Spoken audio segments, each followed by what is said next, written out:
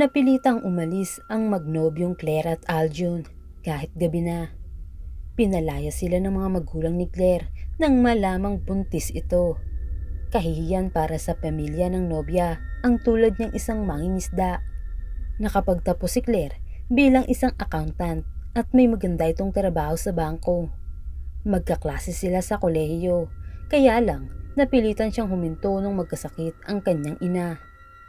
Nagpalipas sila ng gabi sa kaanak ni Aljun na nakatira malapit sa Banay-Banay Terminal. Umaga na sila aalis pauwi sa Makaling upang doon naman nirahan. Alam ni Aljun kung gaano kasakit para sa kabiyak ang ginawa ng mga magulang nito. Kahit siya ay nasaktan din sa mga insultong sinasabi ng mga ito. Nais ng pamilya ni Claire na ipalaglag ang bata pero nagmatigas siya. Hindi niya kayang pumatay, lalo na anak niya ang nasa kanyang sinapupunan. Magpaganon man, hindi siya hinayaan ni Aljun na harapin ng mag-isa ang problemang sabay nilang ginawa. Nagtaka ang tiyahin ni Aljun nang makitang may kasama siya. Napailing na lang ang tiyan nito nang malaman kung ano ang nangyari. Malugod silang pinatuloy ng mag-asawa. Napakabait ng pakikitungo nito sa kanila. Napansin niya na sobrang lambing ni Aljun sa tiyahin at tiyuhin nito, lalo na sa pinsan na si Vicky. Masayang nagkukwentuhan ang mga ito habang kumakain sila. Huwag kang mag-alala, Claire. Mabait at masipag na bata si Aljun. Tiyak akong hindi kanya pababayaan, lalo na at nagiging ama na siya. Tandaan nyo, hindi sa pinag-aralan nakabase ang pag-asenso, kundi nasa pagiging masinop, matyaga at pagiging masipag. Sabat ng tiyuhin ni Aljun. Nandito lang kami para sa inyo, Kuya Aljun. Basta isang tawag mo lang ay nandoon na kagad kami. Sabi naman ni Vicky. Napangiti si Claire sa mga sinasabi nila. Ngayon lang siya nakaranas ng ganoong pag-uusap. Kung sa bagay, palagi lang siyang mag-isang kumakain sa kanila dahil palaging umaalis ng maaga ang kanyang mga magulang. Taos-puso ang kanyang pasasalamat sa mga ito, lalo na kay Aljun na nagparana sa kanya kung ano ba talaga ang ibig sabihin ng pamilya. Madaling araw pa lang ay nandun na sila sa terminal. Nais kasi ni Claire na umupo sa upuan na nasa likod ng driver. Nagpupumilit ang mag-asawa na ihatid sila sa terminal kahit nasa harapan lang ito ng kanilang bahay. Tulog pa si Vicky kaya inilak na lang ng mag-asawang pinto. May kalayuan pa ang kanilang biyahe pauwi sa Makaling. Naipaalam na din ni Aljun sa kanyang mga magulang na isinama na niya si Claire. Binilinan si Aljun ng kanyang ina na tumawag kapag nakarating na sila sa terminal ng Makaling upang mapasundo sila ng kapatid nito. Maraming pasahero ang bus na nasakyan nila. Ang iba ay napilitang tumayo dahil wala ng bakanteng upuan. Medyo nahilo si Claire sa iba't ibang amoy ng mga pasahero. Hinagod ni Aljun ang kanyang likod. Humilig si Claire sa balikat ng nobyo upang maibsan kahit papano ang kanyang pagkahilo. Bumili ng mangga si Aljun nang huminto ang bus sa ikatlong terminal. Bumili din siya ng ilang kakainin at mineral water. Niyugyug niya ang balikat ng nobya upang kumain muna, pero umiling ito at bumalik sa kanyang pagtulog. Itinabi niya muna ang mga pinamili upang hindi maistorbo ang kanyang kasintahan. Nasa kalagitnaan sila ng biyahe nang biglang nagpreno ang sasakyan. Muntik pang malaglag si Aljun sa kanyang kinaupuan. Mabuti na lang at nakahawak agad siya sa upuan. Isang matandang babae ang sumakay. Umupo ito sa kaliwang bahagi ng upuan, samantalang nasa kanan naman sila nakaupo ni Claire. Napansin niya na titig ito sa nobya. Iyong klase ng titig na hindi mo mawari kung natutuwa ba o nagagalit. Nagkibit balikat na lang si Aljun sa inasta ng matanda. Ipinikit niya ang mga mata pero alerto naman ang kanyang pandinig. Naramdaman niya na nag-unat ng katawan si Claire kaya agad siyang dumilat. Malayo pa ba tayo? Medyo sumasakit kasi ang aking tiyan pati balakang. Pulong niya sa nobyo. Malapit na tayo, Claire. Kalahating oras na lang at nandoon na tayo sa terminal ng Makaling. Bumalik ka na sa pagtulog. Gigisingin na lang kita kapag nasa Makaling na tayo. Bulong niya din dito. Naasiwa ako sa matanda sa kabilang upuan. Kanina ko pa kasi napapansin na nakatingin siya sa tiyan ko. Pasimpleng nilingon ni Aljun ang matanda. Huling-huli nga niya ang pagtitig nito sa tiyan ng nobya. Umasok sa isip niya na baka aswang ito. Binuksan niya ang maliit na packbag at kinuha ang maliit na balabal. Itinakip niya ito sa tiyan ni Claire. Nagtama ang tingin nila Aljun nang muli niyang lingunin ang matanda. Agad naman itong umiwas nang walang kurap siyang tinignan ni Aljun. Umayos siya ng upo at hindi na muling pumikit. Binantayan niyang maigi ang nobya dahil baka isang ang aswang ang matanda. Sa sulok ng kanyang mga mata, napapansin niya pa din ang pasulyap-sulyap nito. Tinext na ni Aljun ang ina na malapit na sila sa Makaling. Magtatakip silim na din nang dumating sila sa terminal. Hindi muna sila bumaba agad. Nagsisiksikan kasi ang mga pasahero na bababa. Tatayo na sana siya nang mapansin na hindi pa pala bumababa ang matanda. Manang, mauna na ho kayo para naman maalalayan ko kayo pagbaba. Inirapan lang siya nito sa kabinitpit na nito ang maliit na basket pababa. Nagalit yata si Manang, sabi ni Claire. Hayaan mo na, wala naman akong ginawa para ikagalit niya. Pagbaba sa bus, agad na nagyakapan ang magkapatid. Kilala ni Claire ang kapatid ni Aljun dahil minsan na silang nagkita noong puntahan siya ng nobyo sa pinagtatrabahuhan. Nagkamustahan lang sila saglit bago umuwi sa bahay ng mga magulang ni Aljun. Mainit silang sinalubong ng yakap ng mga magulang ng nobyo. Pinasadahan ng tingin ni Claire ang bahay ng mag-asawa. Maganda ang pagkakagawa ng bahay. Para itong bahay ng mga Espanyol dahil sa disenyo at sa uri ng mga kagamitan. May maliit na balkonahe din sa itaas ng bahay na nakaharap sa dalampasigan. Pumasok ka na, Claire.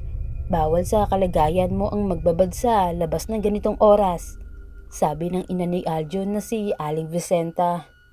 Sige po, auntie. Nako, ikaw talaga, Claire. Mama at papa nang itawag mo sa amin. Aba, asawa ka na ngayon ng anak namin. Kahit hindi pa kayo kasal, maituturing na kayong mag-asawa. Lalo pa at nagkakanak na kayo. Ador, pakikuha nga ang posporo at magsusunog muna ako. Mahirap na at baka may mga nilalang na nakasunod sa kanila. Sandali lang, Vicenta. Ipapasok ko muna ang kaldero nang makakain na tayo. Anak, samahan mo na ang asawa mo dito. Magpalit na rin kayo. Tatapusin lang namin ng nanay mo ang pagsusunog.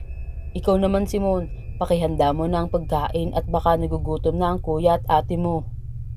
Opo pa, kuya, ate Claire, pasok na po kayo. Iginaya siya ni Aljun patungo sa silid nito. May kama na kasya ang 3 tao. Humiga muna siya at nagunat. Kanina niya pa gustong mahiga ng maayos dahil sa sakit ng kanyang balakang. May sariling banyo sa silid ni Aljun kaya hindi na niya kailangang lumabas pa ng silid upang pumunta sa banyo sa may kusina. Kinuha niya ang isang maleta na may lamang damit at naglabas ng pantulog. Lumabas siya sa silid pagkatapos. Amoy insenso ang buong bahay upang maitaboy umano ang masasamang nilalang. Minsan daw kasi may naliligaw na aswang sa bayang ng Makaling. Habang nasa pagkainan, ikinuwento ni Claire ang nangyari at kung bakit pinili niyang sumama sa nobyo. Baka sa mukha ng mga magulang ni Aljun ang pagkabigla ng malaman na nais ipalaglag ng ina ni Claire ang sanggol. Kahit siya man ay hindi makapaniwala na mas nais nitong ipapatay ang sariling apo kaysa buhayin. Ang sama pala ng ugali ng mga magulang mo, Ate Claire. Mabuti na lang at sumama ka dito. Ikaw talaga, Simon, hindi ka nag-iisip. Siyempre, ngayon lang yan. Pero sa oras na masilayan nila ang kanilang apo, panigurado pag-aagawan pa namin kung sino ang mag-aalaga. Kaya Claire, lilipas din ang galit ng pamilya mo at matatanggap niya din si Aljun. Sana nga po, ma. May awa ang Diyos sa inyo, anak. Alam niyang kaya niyong harapin ang pagsubok na iyan kaya binigyan niya kayo. Lalo ka na Claire, dahil walang magulang ang kayang tiisin ng anak. Pero may mga anak na kayang tiisin ang mga magulang. Salamat po sa payo niyo, Mama. Ang bait niyo po sa akin kahit na ngayon lang po ninyo ako nakilala. Wala yun, Claire. Pamilya tayo. At ang pamilya ay nagdadamayan sa lahat ng oras. 'Di ba, Aljun? Opo naman, Ma. Pa, at kahit kailan, walang iwanan. Bandang 10:00 ng gabi, nang biglang may nahulog sa bubungan. Ang buong akala ni Aljun ay niyog ang nahulog, ngunit ilang sandali ay parang may naglakad na sa bubungan. Nilingon niya si Claire. Napakahimbing ng tulog nito. Nakiramdam pa siya sa paligid hanggang sa may narinig siyang tunog ng tiktik. Doon na siya napabalikwas ng bangon. Kinuha niya ang itak na nakasabit sa may pinto ng kusina saka bumalik sa silid nila ni Claire. Nagtatakang tinignan siya ni Claire nang gisingin niya ito. Sumenya siya na huwag maingay at ipulupot ang itim na kumot sa may tiyan niya. Biglang naging maalinsangan ang panahon na kanina lang ay malamig. Napatakip sila ng ilong na makaamoy na parang dumi ng manok. Nakarinig sila ng mahihinang kaluskos mula sa balkonahe. Dahan-dahang lumapit si Aljun sa may bintana upang silipin ang kung sino man ang nandoon. Nagulat siya nang makita ang isang halimaw na nanlilisik na nakatingin sa kanilang silid.